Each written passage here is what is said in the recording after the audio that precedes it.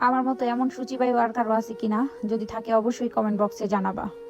আমি কালকে রাত্রে থেকে অনেক অসুস্থ। কালকে সকাল থেকে আমার মুখে একদমই রুচি ছিল না, যেটা জীবনে প্রথম।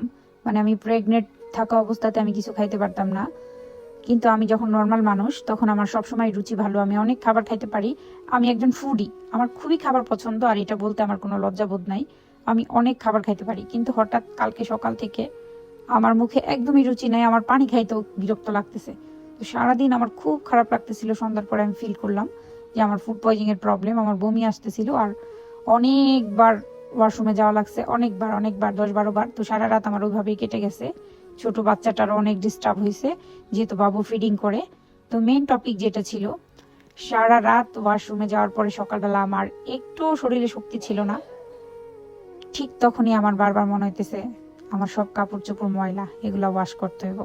আমার ওয়াশরুম ময়লা, এটা ক্লিন করতে হবে।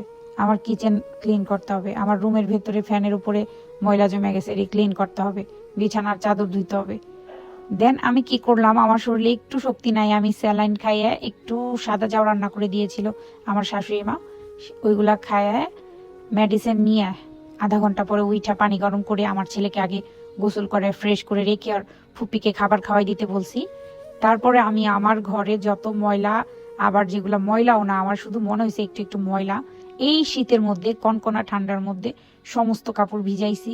ভিজায় সব ক্লিন করছি, ওয়াশরুম ক্লিন করছি, নিজে একদমই ভালো করে শাওয়ার নিছি। দেন যায় আমার একটু ভালো লাগছে।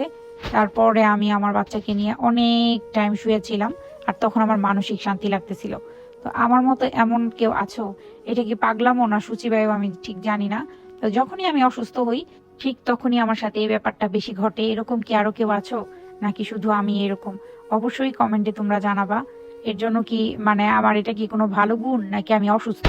আমার তো আমার শাশুড়ি বলে তুই অসুস্থ, কিন্তু আমি কখনোই আমাকে অসুস্থ মনে করি না। আমি মনে করি এটা আমার মনোবল। আমি অসুস্থ হওয়ার পরে আমি বেড ছেড়ে উঠে চুল আশ্রয়ে আমার সমস্ত কাজগুলি সাইডে ফ্রেশ একটা শাওয়ার নিয়ে গোসল দেওয়ার পরে আমার ভালো একটা মুড চলে আসে, তখন আমি একটু খাবারও খাইতে পারি। কিন্তু আজকে আর খাইতে পারি নাই। তো আমরা সবাই যখন একসাথে ছিলাম তখন করে এই ভিডিওটা, মানে 2 দিন আগের বারবিকিউর ভিডিও। এই বারবিকিউ করতে যাইয়া যে বিহাইন্ড দ্য সিন হইছে, মাঝপথে এত বেশি কুয়াশা ছিল, 14 ডিগ্রি সেলসিয়াস থাকার কারণে আমাদের চুলা নিভে গেছিল, আমাদের কয়লাটা আনা হয়েছিল ভিজা। সেই কারণে পরে আমরা এই মাটির চুলায় বারবিকিউ গুলা করে নিয়েছি। বারবিকিউ করার সময় আমাদের চিকেন গুলা উপর থেকে একদম পুড়ে গিয়েছিল, মানে স্কিনটা কালো হয়ে গেছিল, কিন্তু ভেতরে টেস্ট একদম ঠিক ছিল।